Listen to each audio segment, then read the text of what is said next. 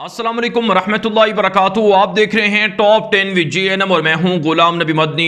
दुनिया भर से आज की 10 बड़ी और इंतहाई अहम खबरें जिन पर आज हम बात कर रहे हैं।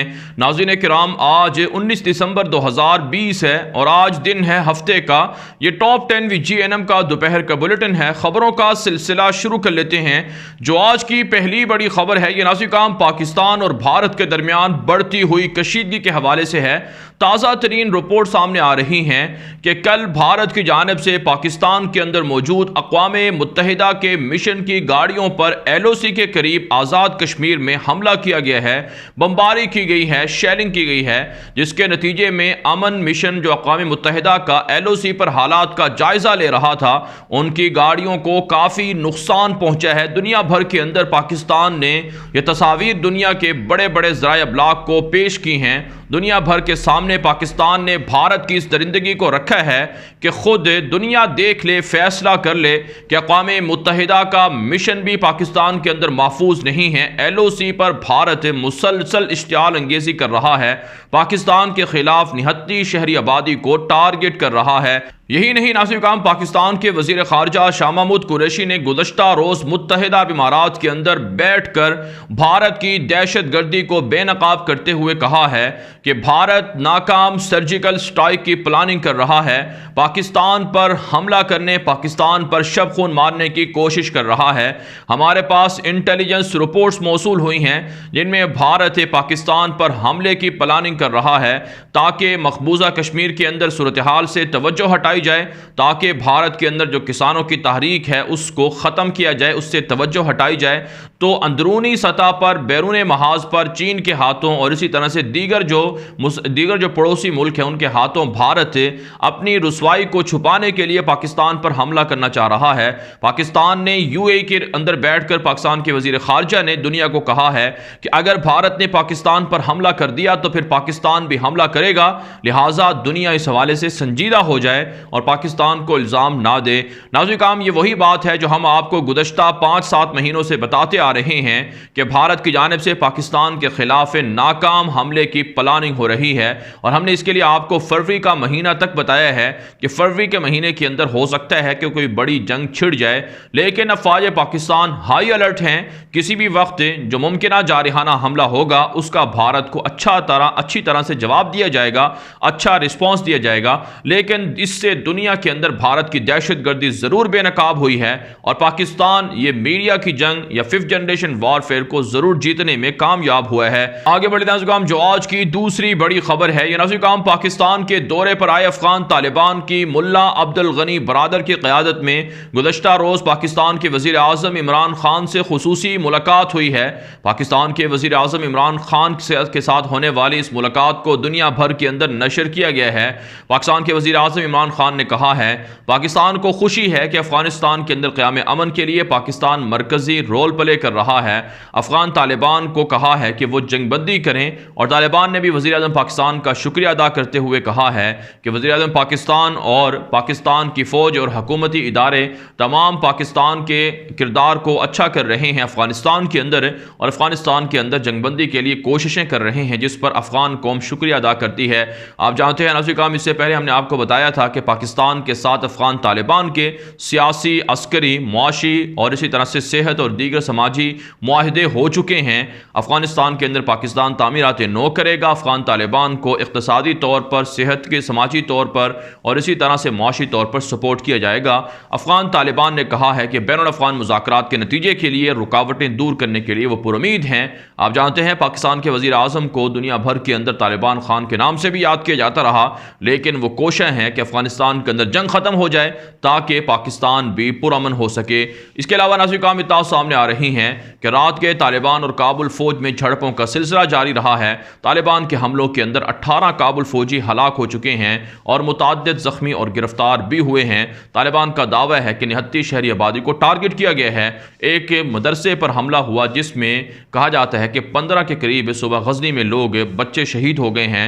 ये काबुल हुकूमत की जानिब से दरिंदगी है जिसकी तालिबान ने कहा है कि वो बदला भी लेंगे और शदीद मजम्मत भी करते हैं। इसके अलावा नाज़रीन काम इत्तलात सामने आ रही हैं कि काबुल हुकूमत की जानिब से मुज़ाकराती टीम के जो सरबराह हैं अब्बास तंगज़ई, उन्होंने बयान दिया है کہ جو کچھ بین الاقوامی مذاکرات کے اندر آنے والے دنوں میں پروسیس ہیں وہ کافی ٹف ہیں. ہو سکتا ہے کہ مذاکرات کا اگلا راؤنڈ شروع ہو لیکن رکاوٹیں اس میں، ڈیڈ لاک اس میں برقرار رہے، جس کا مطلب یہ ہے کہ کابل حکومت طالبان کے ساتھ دھوکہ کرنا چاہتی ہے، فراڈ کرنا چاہتی ہے، اسی لیے ناظرین کرام وہ اس طرح کا بیان دے رہے ہیں. آگے بڑھتے ہیں ناظرین کرام، جو آج کی تیسری بڑی خبر ہے یہ مقبوضہ کشمیر سے ہے. ناظرین کرام، مقبوضہ کشمیر کے اندر بھارت کی درندگی اور مظالم کی وجہ سے تقریباً 35 لاکھ کے لگ بھگ کشمیری ہجرت پر مجبور ہوئے ہیں. اس حوالے سے جو تازہ رپورٹ سامنے آ رہی ہے، چونکہ 18 دسمبر عالمی مہاجرین کے دن کے طور پر منایا جاتا ہے، تو اس موقع پر جاری ہونے والی رپورٹ میں انکشاف ہوا ہے کہ 35 لاکھ سے زائد جو کشمیری عوام ہیں وہ ہجرت پر مجبور ہوئے ہیں، اور اس وقت بھی کشمیریوں پر اتنا ظلم کیا جا رہا ہے کہ وہ ہجرت پر مجبور ہو رہے ہیں مختلف ملکوں کے اندر ہے، اور اسی طرح سے بھارت کے مختلف شہروں میں وہ رہائش پذیر ہونے پر مجبور ہو چکے ہیں، اور ان کے گھروں میں چھاپے مار کر لوگوں کو گرفتار کیا جا رہا ہے. یہی نہیں ناظرین کرام، تازہ رپورٹ سامنے آ رہی ہیں کہ خواتین کو اور اسی طرح سے بچوں کو بھی درندگی کا نشانہ بنایا جا رہا ہے. بھارتی فوج گھروں میں داخل ہو کر لوگوں پر تشدد کرتی ہے، ظلم کرتی ہے. جبکہ ناظرین کرام، اطلاعات سامنے آ رہی ہیں کہ مختلف علاقوں میں سرچ آپریشن کے نام پر بھارت کی فوج نے مزید 3 کشمیریوں کو گرفتار کر لیا ہے، اور ہندوؤں کو کشمیر کے اندر دھڑا دھڑ بسانے کا سلسلہ بھی تیزی سے جاری ہے، جو ایک طرح سے انسانی حقوق کی وائلیشن تو ہے ہی، لیکن کشمیریوں پر بھی ظلم ہے، انتہائی ظلم ہے، اسے ختم کرنا چاہیے. آگے بڑھے ناظرین کرام، جو آج کی چوتھی بڑی خبر ہے یہ ناظرین کرام بھارت سے ہے. تازہ رپورٹ سامنے آ رہی ہیں کہ بھارتی وزیر دفاع راج ناتھ سنگھ نے کہا ہے کہ بھارت کی فوج کو، دفاعی اداروں کو بجٹ میں کمی کا بہت بڑا سامنا ہے، اور یہ بہت بڑی مشکل ہے بھارتی فوج کے لیے اور بھارت کے دفاعی اداروں کے لیے کہ ان کا بجٹ پورا ہو. اس کی وجہ یہ ہے کہ بھارت کو ضرورت ہے جدید ہتھیاروں کی خریداری کی، بھارت کو ضرورت ہے جدید اسلحے کی، تاکہ چائنا اور پاکستان کے خلاف مؤثر طریقے سے تیاری کی جائے، لیکن اس کے لیے بھارت کی فوج کو دفاعی بجٹ میں کمی کا سامنا کرنا پڑ رہا ہے. اسی حوالے سے راج ناتھ سنگھ نے کہا ہے کہ بھارت کی حکومت چاہتی ہے کہ فوج کو ہر طرح سے پریشان نہ ہونے دیا جائے، ہر طرح سے اسے سپورٹ کیا جائے اور انہیں بجٹ زیادہ دیا جائے تاکہ وہ اپنا اسلحہ خرید سکیں. آپ جانتے ہیں ناظرین کرام، بھارت کی مودی حکومت بھارت کی جو فوج ہے، دفاعی ادارے ہیں، ان کے بجٹ کو بڑھا چکی ہے. رواں سال $20 ارب سے زائد کا اسلحہ بیرون ممالک سے خریدا گیا ہے، لیکن پھر بھی بھارت کی حکومت یہ کہتی ہے کہ بجٹ تھوڑا ہے. 70 سے 80 ارب ڈالر کے لگ بھگ بجٹ خرچ کیا جا رہا ہے. کیا یہ بجٹ تھوڑا ہے؟ یقیناً تھوڑا نہیں ہے. ایک تو کرپشن کی جا رہی ہے، دوسرا خواہ جو پڑوسی ملک ہیں ان کے ساتھ جنگ چھیڑی جا رہی ہے. اس کے علاوہ ناظرین کرام، اطلاعات سامنے آ رہی ہیں کہ بھارت کے وزیر خارجہ اور بھارت کے دیگر اداروں نے کہا ہے کہ چائنا نے اتفاق کیا ہے کہ اب مذاکرات کا راؤنڈ جلد شروع ہو تاکہ جو ڈس انگیجمنٹ ہے یا آپ کہہ سکتے ہیں فوجوں کو پیچھے ہٹانے کا معاملہ ہے وہ آگے بڑھ سکے. لیکن ہماری اطلاعات یہ ہیں کہ بھارت کا میڈیا اور حکومت جھوٹ بول رہی ہے، ایسا کچھ بھی نہیں ہو رہا. چائنا اپنی فوجیں بڑھا رہا ہے، پیچھے نہیں ہٹا رہا ہے. اس کے علاوہ ناظرین کرام، اطلاعات سامنے آ رہی ہیں کہ بھارت کے اندر کسانوں کی تحریک عروج پر ہے. آج 23واں روز ہے. کسانوں کی جو تحریک ہے اسے میڈیا پر بلیک آؤٹ کیا جا رہا ہے، اسے میڈیا پر نہیں دکھایا جا رہا. اسی وجہ سے کسانوں نے اپنے میڈیا کو پروان چڑھانا شروع کر دیا ہے. کسانوں کی جانب سے اپنا ایک اخبار بھی نکال لیا گیا ہے جس میں روزانہ کی بنیاد پر جو کسانوں کی تحریک کی سٹوریز ہیں، کہانیاں ہیں، انہیں نشر کیا جاتا ہے. اور بھارت کے جو مودی کا میڈیا ہے اس کی شدید مذمت کی گئی ہے. کسانوں نے کہا ہے کہ وہ مودی کو ہٹائے بغیر کالے قوانین کے خاتمے جو کالے قوانین بنائے گئے تھے ان کو ختم کیے بغیر وہ یہاں سے نہیں جائیں گے. اور دنیا بھر سے کسانوں کو سپورٹ کیا جا رہا ہے اور مودی حکومت کو کسانوں کی تحریک کی وجہ سے بہت بڑی پریشانی کا سامنا کرنا پڑ رہا ہے. آگے بڑھیں ناظرین کرام، جو آج کی 5ویں بڑی خبر ہے یہ ترکی سے ہے. ناظرین کرام، ترکی کی جانب سے یورپ کو، امریکہ کو اور مغرب کو پیغام دیا گیا ہے کہ لاکھوں شامی مہاجرین کی مناسب دیکھ بھال یورپ نہیں کر رہا ہے. یورپ کے اندر موجود مہاجرین پر ظلم ہو رہا ہے، تشدد ہو رہا ہے. یونان کے اندر شامی مہاجرین کے کیمپوں کو ختم کیا جا رہا ہے، زبردستی لوگوں کو نکالا جا رہا ہے، جو انسانیت کے ساتھ سب سے بڑا دھوکہ ہے اور یہ بہت بڑی درندگی ہے جو یورپ اور مغرب کر رہا ہے. آپ جانتے ہیں ناظرین کرام، شام کے 40 لاکھ سے زائد شامی مہاجرین کو ترکی نے پناہ دے رکھی ہے اور ان کی مناسب دیکھ بھال بھی ترکی کر رہا ہے. جبکہ یورپ بشار الاسد کا ساتھ دے کر نیٹو کو فوجوں کو شام کے اندر داخل کر کے اس کے باوجود کہ وہاں لوگوں کو جان بوجھ کر نکالا جاتا ہے، حملے کیے جاتے ہیں، پھر بھی اپنے ہاں پناہ نہیں دے رہا ہے۔ ساتھ ساتھ ناظرین کرام ترکی کے وزیر خارجہ نے کہا ہے کہ وہ دنیا بھر کے اندر مہاجرین کے خلاف اسلام اور مسلمان ہونے کی بنیاد پر جو نفرت انگیزی ہے اس کی وہ مذمت کرتے ہیں، اور ترک صدر رجب طیب اردگان نے یقین دلایا ہے کہ دنیا بھر کے اندر جو مسلمان ہیں ان کی حمایت اور مدد ترکی جاری رکھے گا۔ آگے بڑھتے ہیں ناظرین کرام، جو آج کی چھٹی بڑی خبر ہے یہ ناظرین کرام اسرائیل اور فلسطین سے ہے۔ تازہ ترین رپورٹ سامنے آ رہی ہیں کہ اسرائیل کا دورہ کیا ہے امریکہ کے chairman joint chief of staff general mark ملی نے، اور اس دورے کے دوران اسرائیل کے وزیر دفاع بینی گینٹس سے خصوصی طور پر ملاقات ہوئی ہے۔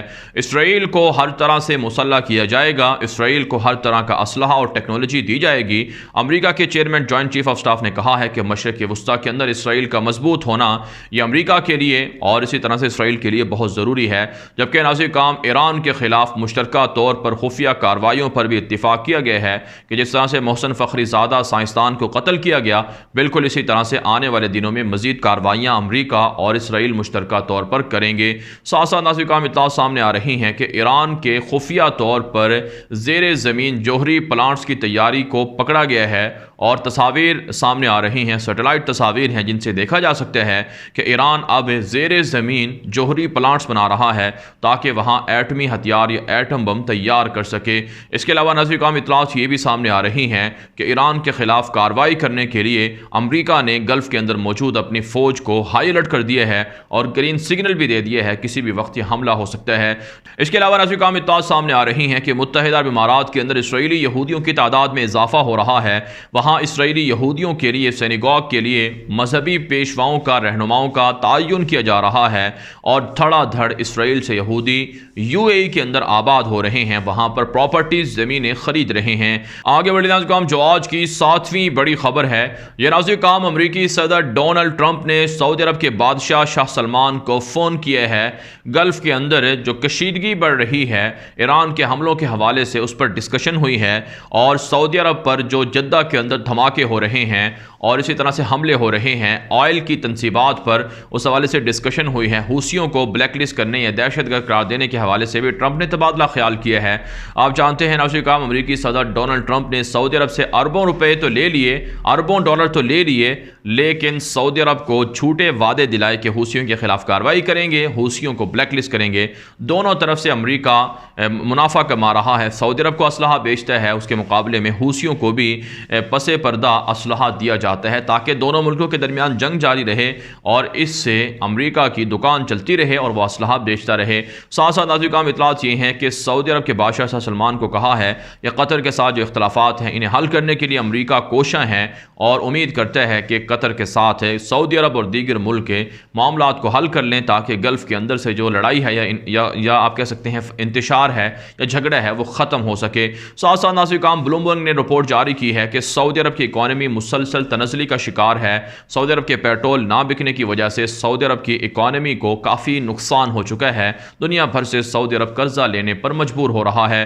آگے بڑھتے ہیں ناظرین، جو آج کی 8ویں بڑی خبر ہے یہ ناظرین سوڈان ایتھوپیا کے درمیان بڑھتی ہوئی کشیدگی کے حوالے سے ہے، اور اسی طرح سے ناظرین تیونس سے ہے۔ تازہ رپورٹ سامنے آ رہی ہیں کہ سوڈان اور ایتھوپیا کے درمیان جو سرحدوں پر جنگ جاری ہے مسلح قبائل کے خلاف، تغرائی قبائل کے خلاف، اب یہ جنگ دو ملکوں کے درمیان جنگ میں تبدیل ہو سکتی ہے، بدل سکتی ہے۔ اسی حوالے سے الجزیرہ نے رپورٹ دی ہے کہ سوڈان کے فوجیوں پر حملہ ہوا ہے جس کی وجہ سے اب سوڈان عملاً ایتھوپیا کے اندر مسلح جو جنگجو ہیں ان کے خلاف کارروائی پہ مجبور ہو چکا ہے۔ یوں جو مسلح جنگجوؤں کے خلاف ایتھوپین حکومت کی یا فوج کی لڑائی تھی وہ اب دو ملکوں کے درمیان جنگ کی صورت میں بدلتی ہوئی نظر آ رہی ہے، جس سے ہزاروں لوگ متاثر ہوں گے، ہزاروں مہاجرین ہو جائیں گے۔ اس کے علاوہ ناظرین تیونس کے جو صدر ہیں قیس بن سعید، انہوں نے کہا ہے کہ تیونس کی لوٹی ہوئی دولت جو مغرب کے اندر، یورپ کے اندر، امریکہ کے اندر ہے اسے واپس کیا جائے۔ یہاں سے لوگوں نے لوٹ کر جو کرپشن کے ذریعے سے دولت مختلف ملکوں میں چھپا رکھی ہے اس کو اب تیونس کی حکومت واپس لائے گی۔ آپ جانتے ہیں تیونس کی حکومت اسلام پسند حکومت ہے جس کے ترکی کے ساتھ بہت اچھے قریبی روابط اور مراسم ہیں۔ آگے بڑھتے ہیں، جو آج کی 9ویں بڑی خبر ہے یہ امریکہ سے ہے۔ تازہ رپورٹ سامنے آ رہی ہیں کہ امریکی صدر ڈونلڈ ٹرمپ تاحال جو بائیڈن کی فتح تسلیم نہیں کر رہے ہیں۔